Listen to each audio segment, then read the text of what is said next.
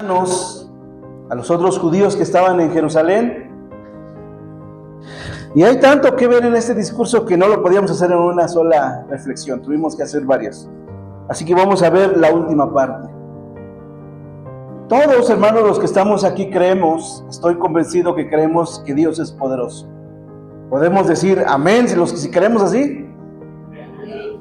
Bueno, como que no es tan poderoso, ¿verdad? Porque no se escuchó muy así, muy efusivo el amén. Amén, yo diría. Amén.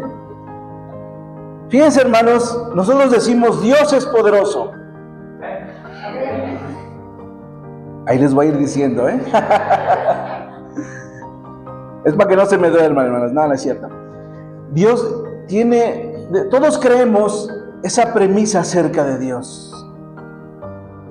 Se nos enseñan los que venimos a la iglesia desde pequeños que Dios tuvo el poder para crear el mundo, todo cuanto existe. Luego vamos creciendo, nos van enseñando que Dios tiene poder para que Él guíe tu vida, corrija tu vida, te marque por dónde debes ir, por dónde no debes de ir, para que te vaya bien incluso en la vida. Eso se enseña mucho a los jóvenes. Y de pronto llegamos a la adultez y nos damos dicen por ahí, un tope de narices, de realidad. Y vemos que de pronto los problemas que no habíamos visto cuando éramos niños o cuando éramos jóvenes, los que hoy afrontamos como adultos, nos llegan a cuestionar si en verdad Dios tiene el poder. De pronto cuando hay momentos de crisis económica, cuando hay momentos de enfermedad, cuando hay momentos donde no tenemos nada más que solamente que clamar a Dios, cuando ya se nos acabaron todo recurso, toda opción, solamente lo único que nos queda es Dios. Hermanos, la vida del cristiano ciertamente no es una vida fácil. El que diga que es fácil, al rato platicamos para que me diga cómo le hace, pero en realidad no es fácil.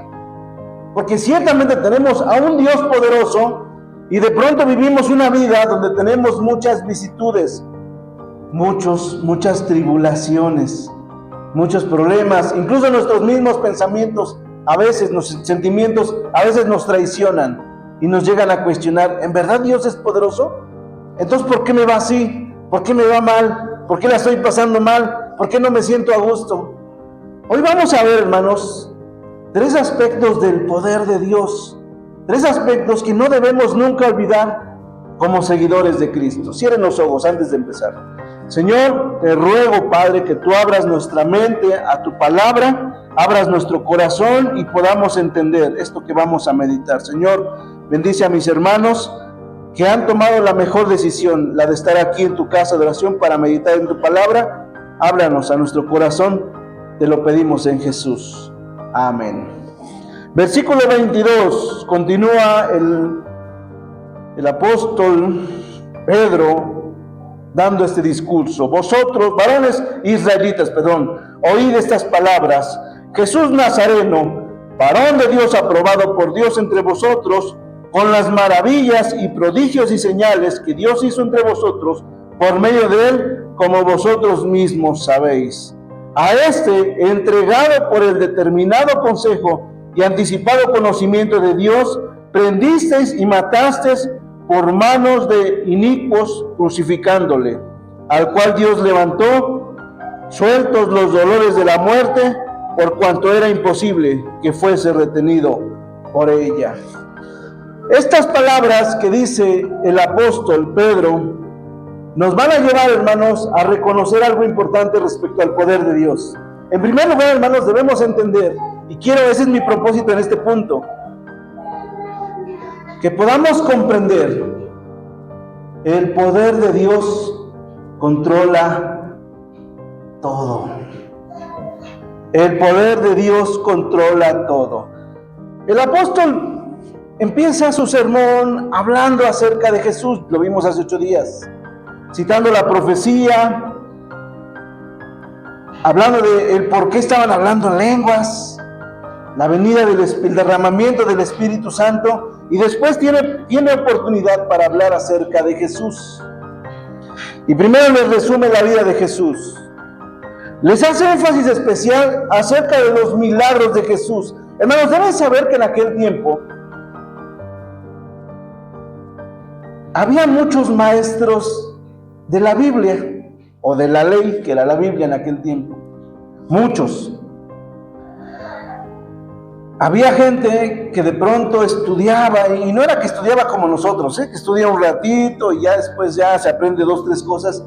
Estudiaban horas, días, semanas, a veces hasta años. Y llegaban a tener un concepto bastante amplio acerca de ciertas enseñanzas de la Biblia, y se convertían en maestros, y esos maestros la gente los respetaba y hasta los seguía, algunos de ellos. Yo quiero pensar en algo que podamos equiparar con ahorita y no lo encuentro. Quizás pensar solamente en aquellos que tienen mucha sabiduría y que de pronto dan conferencias y son seguidos en las redes por su sabiduría. Esos eran los maestros de la ley, pero ninguno hacía milagros.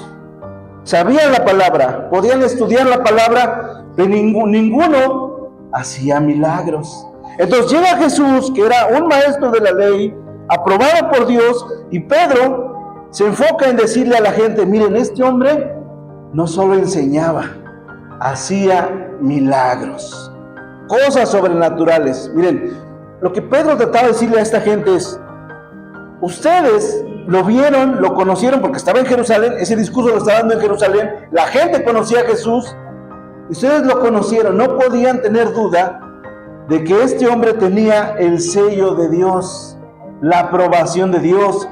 Porque ¿cuáles fueron de sus milagros? Sanó ciegos, sanaba sordomudos, liberaba endemoniados, resucitó personas. Primero Pedro hace énfasis en que este hombre era diferente. Ahora, después hace un giro. Nosotros decimos, las personas buenas les deben pasar cosas buenas. Bueno, a veces la vida no es así. Y eso mismo pasó con Jesús. Jesús vivió la muerte más vergonzosa que se podía vivir en aquel tiempo. Hoy, ¿cuál es la muerte más vergonzosa que uno puede vivir? Yo pienso que quizás al que linchan porque roba o porque hace algo indebido. Y miren que la gente ya enardecida hace cosas terribles. Pero en aquel tiempo Jesús muere de la forma más escandalosa, quise decir, de la forma más indebida, digamos que de la forma en cómo se debe de matar a los violadores, a los asesinos, a los que le hacen daño a los niños. Así murió Jesús. Y sin embargo, al final Pedro, en estos versículos que acabamos de leer, les dice que la muerte de Cristo, a pesar de ser algo escandaloso, fue obra de Dios. A ver, vamos a ver dónde dice. Dice, versículo 23, a este, entregado por el determinado consejo y anticipado conocimiento de Dios, prendisteis y matasteis por manos de inicuos, crucificándole. Lo que está diciendo a Pedro aquí, este hombre murió ni siquiera por sus manos, murió por romanos, manos de romanos, inicuos romanos, personas que ni temían de Dios. Pero fíjense el versículo 24, dice, al cual Dios levantó y suelta los dolores de la muerte, por cuanto era imposible que fuese retenido por ella. Al cual Dios levantó. La gente que mandó crucificar a Jesús, su odio enardecido, estaba cumpliendo un plan divino, el plan de Dios. Y luego suelta esa frase, dice, sueltos los dolores de la muerte. Era una forma de decir, Pedro, o indicaba que como una suerte de dolores de parto.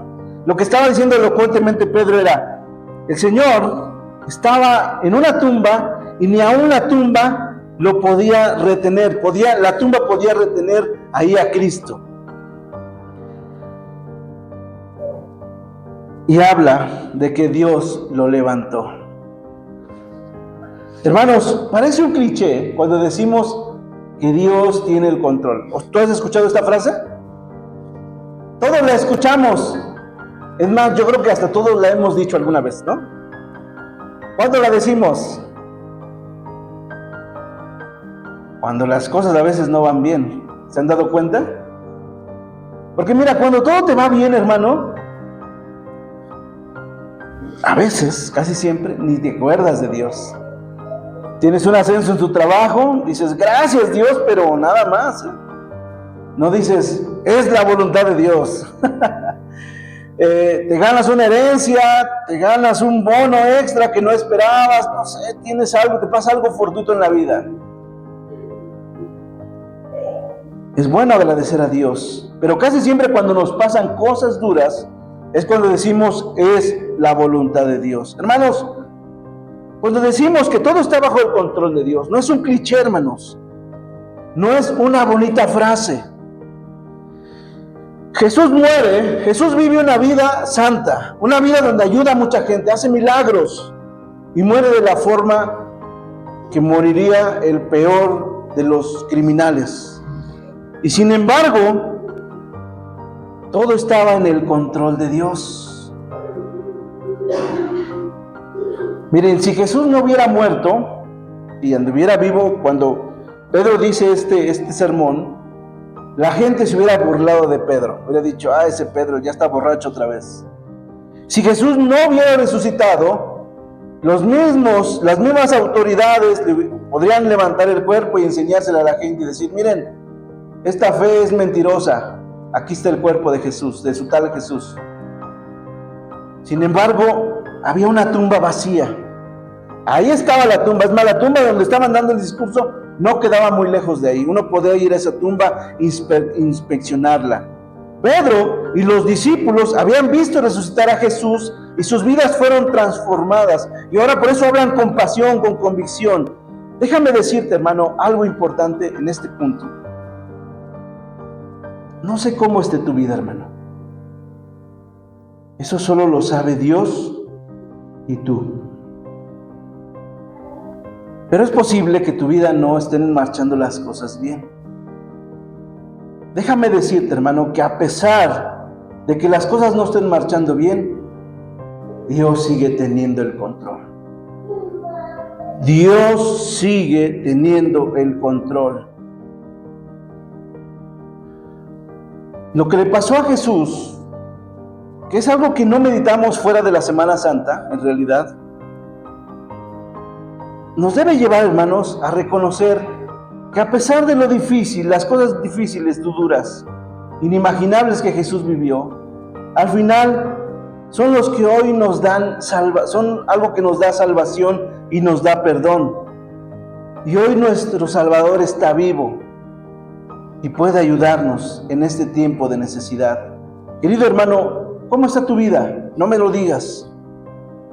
Si en tu vida tienes problemas o tienes situaciones difíciles, déjame recordarte, Dios tiene todo el control, porque el poder de Dios tiene el control de todo. Ahora vamos a ver un segundo punto, versículo 25, dice así, habla Pedro esta profecía, dice, porque David dice de él, veía al Señor siempre delante de mí, está a mi diestra, no seré conmovido. Por lo cual mi corazón se alegró y se gozó mi lengua, y aún mi carne descansará en esperanza, porque no dejarás mi alma en el Hades, ni permitirás que tu santo vea corrupción. Me hiciste conocer los caminos de la vida, me llenarás de gozo en tu presencia. Pedro está citando una profecía del Salmo 16. Ahora, hay algo importante, hermanos, en estas palabras, que también nos va a sorprender del poder de Dios. Hermanos, el poder de Dios hace lo que nosotros no podemos hacer. El poder de Dios hace lo que nosotros no podemos hacer. Los discípulos, hermanos, eran testigos de la resurrección. Y Pablo lo declara. Dice, Dios lo resucitó. ¿Por qué? Porque Él es el príncipe de la vida. No podía quedar ahí muerto en las garras de la muerte. Aunque hubo personas, hubo un consejo de religiosos, líderes religiosos que emitieron el veredicto de matar a Jesús. Dios revirtió ese veredicto y lo levantó. Ahora, Pedro cita este pasaje del Salmo 16, porque aquí David está hablando, no estaba hablando de sí mismo, estaba hablando de alguien que iba a venir después. Vamos a decirlo así, David estaba hablando como un profeta, que era un profeta en aquel tiempo, aquel que recibía el mensaje de Dios y lo transmitía a la gente. Y entonces David externa estas palabras que no eran para él, sino eran palabras de alguien que iba a venir después. Y Pedro deduce que estas palabras que David había dicho miles de años antes, 1000 años antes, se referían a la resurrección de Cristo. Miren, como profeta David, el rey David, veía que iba a haber una resurrección. Fíjense aquí el versículo 27. Porque no dejarás mi alma en el Hades, ni permitirás que tu santo vea corrupción. Me hiciste conocer los caminos de la vida, me llenarás de gozo en tu presencia. Está hablando de la resurrección. Una resurrección que iba a venir, no para David, porque la tumba de David, ¿se sabe la tumba de David, hermana? Tú que ya fuiste a Israel. No se conoce, ¿no? Pero por ahí debe andar la tumba de David. David no resucitó y sin embargo está diciendo David esto. David está hablando de la resurrección y Pedro lo trae a colación. Hermanos, nosotros casi como cristianos casi no hablamos de la resurrección, ¿se dan cuenta? ¿Solo cuando hablamos de la resurrección? El domingo de... Hasta tenemos nuestro domingo, ¿no? Y los otros 51 domingos no volvemos a hablar de la resurrección en el año. Ahora que venga el Halloween, el tiempo de Halloween, vamos a hablar de la resurrección. Pero bueno, no les adelanto más. Quiero que vayamos a Mateo 28, hermanos. ¿Qué pasó en la resurrección? ¿Por qué la resurrección es un asunto importante, hermanos? Mateo 28, alguien ayúdame a leer de los versículos 5 al 7. Mateo 28, 5 al 7. Ahí vamos a ver el asunto de la resurrección, cuando ocurrió. ¿Ya lo tiene alguien, hermanos? Adelante, hermana. Más adelante respondiendo, dijo a las mujeres: no temáis vosotras, porque yo sé que buscáis a Jesús, el que fue crucificado. No está aquí, pues ha resucitado, como dijo. Venid, ved el lugar donde fue puesto el Señor. E id pronto y decid a sus discípulos que ha resucitado de los muertos, y aquí va delante de vosotros a Galilea, allí le veréis. He aquí, os lo he dicho. Hasta ahí, hermana. Muchas gracias. Viene la resurrección y el ángel dice 4 cosas a las mujeres que están ahí, que habían ido para ver el cuerpo de Jesús. Les dice, en primer lugar, no temáis, o dicho de otro modo, no teman. Jesús, para los discípulos, había sido no solamente su maestro, había sido su padre, su ayuda, su consuelo, su fortaleza. Algo así como lo que es su papá del pequeño Isaí. Quítenle a su papá, quítenle a su mamá el pequeño Isaí, pierde todo. Bueno, ahí está la abuela, ¿no? Pero si no estuviera la abuela. Hermanos, Jesús era todo para los discípulos. Y les dice el ángel a las mujeres, no teman. Porque fíjense, hermanos, cuando hablamos de la resurrección, hablamos de algo que nos debe traer paz al corazón, hermanos. ¿Cuánta gente anda resucitando por ahí, hermanos? Yo escuché en los años, yo soy del 82, que años atrás había habido pastores que resucitaban. No lo sé, no conozco a uno que haya resucitado. Si ustedes lo conocen, preséntenmelo. La resurrección fue algo inimaginable, algo increíble. Y cuando nosotros miramos la resurrección, a nosotros debe traernos paz, debe alejar el temor. Le dice los ángeles a las mujeres: no teman, porque ya no está aquí Jesús. Ya no está aquí, ya no está muerto, Él está vivo, está entre el pueblo. Y les dice: vengan y vean, comprueben ustedes, observen la tumba, está vacía. Creo que la tumba de Jesús sí se sabe dónde está, ¿no? Hasta hay un tour, ese sí lo he visto en los de viajes a Palestina. Vaya y conozca la tumba de Jesús. Quién sabe si sea la tumba de Jesús, ¿no? Pero ya no la venden como la tumba de Jesús, pero está vacía. Está vivo. Les dice, se cumplió la ley, al pie de la letra, lo que iba a pasar con Jesús, que iba a resucitar. Y después les dice a los ángeles: vayan y cuéntenlo, vayan rápidamente y díganselo a los demás. Hermanos, quiero redondear este punto de esta manera. Dice aquí el pasaje, volviendo a Hechos, dice: varones hermanos, versículo 29, se os puede decir libremente del patriarca David, que murió y fue sepultado, y su sepulcro está con nosotros hasta el día de hoy. Pero siendo profeta y sabiendo que con juramento de Dios le había jurado que su descendencia en cuanto a la carne levantaría a Cristo para que se sentase en el trono. Dice el versículo 31, viéndolo antes, habló de la resurrección de Cristo, que su alma no fue dejada en el Hades, ni su carne vio corrupción. Lo que Pedro trata de decirles aquí a la gente es: Jesús resucitó y estaba profetizado. Miren, hermanos, cuando hablamos del poder de Dios, debemos entender un segundo punto, y quiero llevarlo de esta manera. Hermanos, el poder de Dios puede hacer cosas que aún tú no puedes hacer. Vuelvo a preguntarte: ¿cómo está tu vida? No me digas. ¿Hay problemas? ¿Cosas que no puedes solucionar? El poder de Dios puede hacer lo que tú no puedes hacer. ¿Tienes crisis? ¿Tienes necesidad? El poder de Dios puede hacer lo que tú no puedes hacer.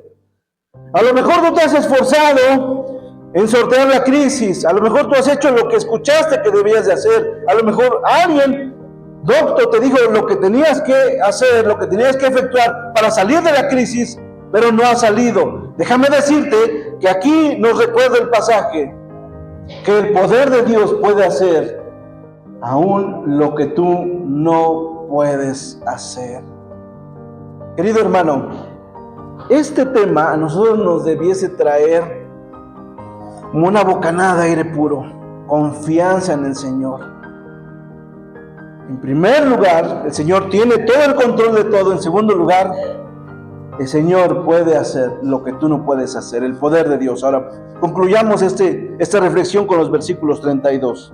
Dice así: a este Jesús resucitó Dios, de lo cual todos nosotros somos testigos.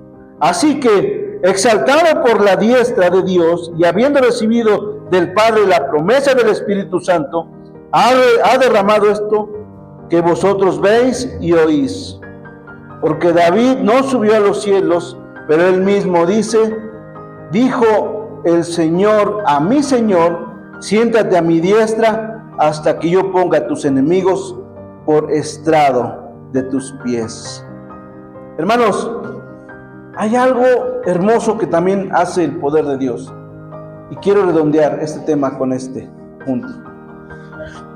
Hermanos, el poder de Dios transforma la vida del que cree en ese poder.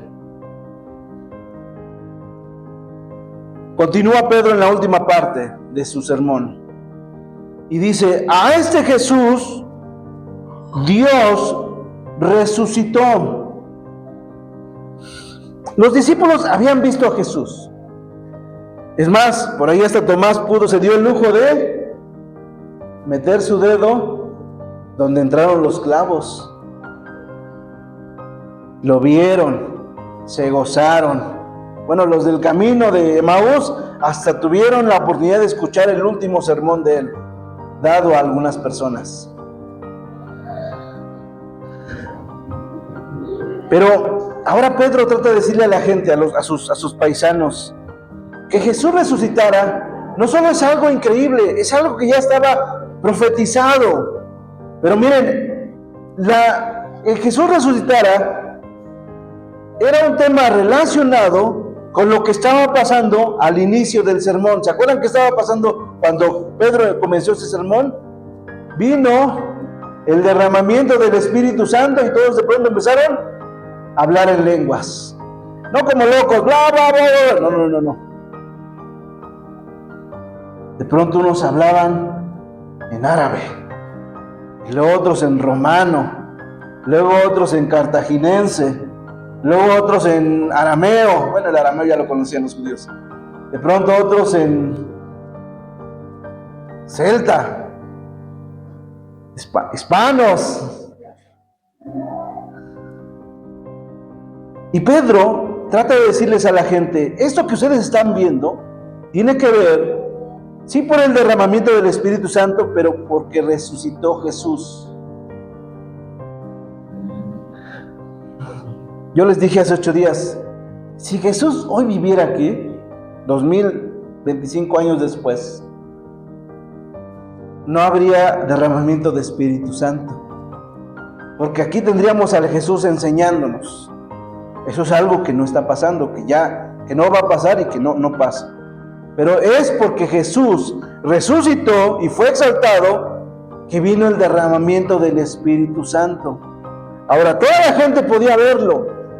Y alguien puede decir, ¿y dónde estaba Jesús? Jesús está a la diestra del Padre. Dice aquí, versículo 34, porque David no subió a los cielos, pero él mismo dice el Señor a mi Señor, siéntate a mi diestra hasta que ponga a tus enemigos por estrado de tus pies. La frase que está citando aquí Pedro es la que hacían los emperadores romanos con aquellos que ganaban su afecto. Les decían,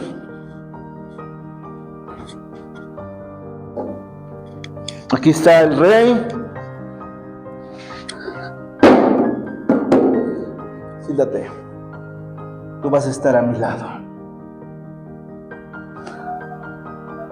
Hacer esto, hermanos, era como una palmadita o palmadota de decir, este es el vencedor, este es a quien yo le tengo confianza, este es alguien que tiene toda mi confianza, el que está aquí sentado conmigo. Y es gracias a la victoria de Cristo, entonces viene el Espíritu Santo y derrama dones. Dones que se expresan en primer lugar con el hablar en estas lenguas. Ahora, fíjense cómo termina Pedro esta parte, miren. Versículo 36. Sepa pues ciertísimamente toda la casa de Israel que a este Jesús a quien vosotros crucificasteis, Dios le ha hecho, ¿qué dice? Y Cristo, vuelvo lo mismo, Dios le ha hecho, ¿qué? Señor y Cristo. Pedro redondea este punto diciéndoles, miren, vino un Mesías, vino el ungido de Dios, estuvo con nosotros, lo crucificaron, pero hoy ya es el Señor, ya era el Señor, ya era el Cristo, ya era el ungido, pero ahora está a la diestra del Padre. Dios lo ha constituido públicamente con gran gloria. Las profecías se cumplieron, aquí estaban dichas, y es por eso que hoy nosotros tenemos al Espíritu Santo. Hermanos, quiero terminar esta pequeña reflexión con lo siguiente.